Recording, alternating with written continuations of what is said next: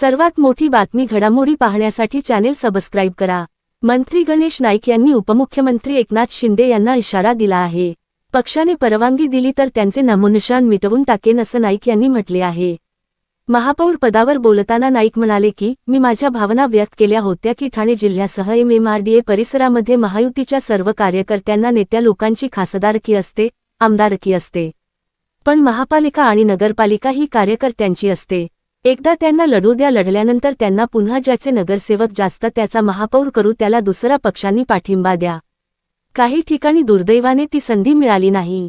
गणेश नाईक म्हणाले की ठाण्यामध्ये मध्ये भारतीय जनता पक्षाच्या घोड्यांची लगाम खेचली गेली, कल्याणमध्ये सुद्धा लगाम खेचली गेली, पण आता ठीक आहे। अखिल भारतीय पक्ष भाजपा आहे। पक्षाला जे अभिप्रेत आहे ते देशामध्ये, राज्यामध्ये आणि स्थानिक स्वराज्य संस्थांमध्ये व्हावं। भारतीय जनता पक्ष हा शिस्तीचा पक्ष आहे। आदेश आला की तो पाळला जातो, मग कोणाच्या मनात इच्छा असो वा नसो। ठाण्याला, कल्याणला आणि उल्हासनगरला भारतीय जनता पक्षाच्या कार्यकर्त्यांची परवड झाली।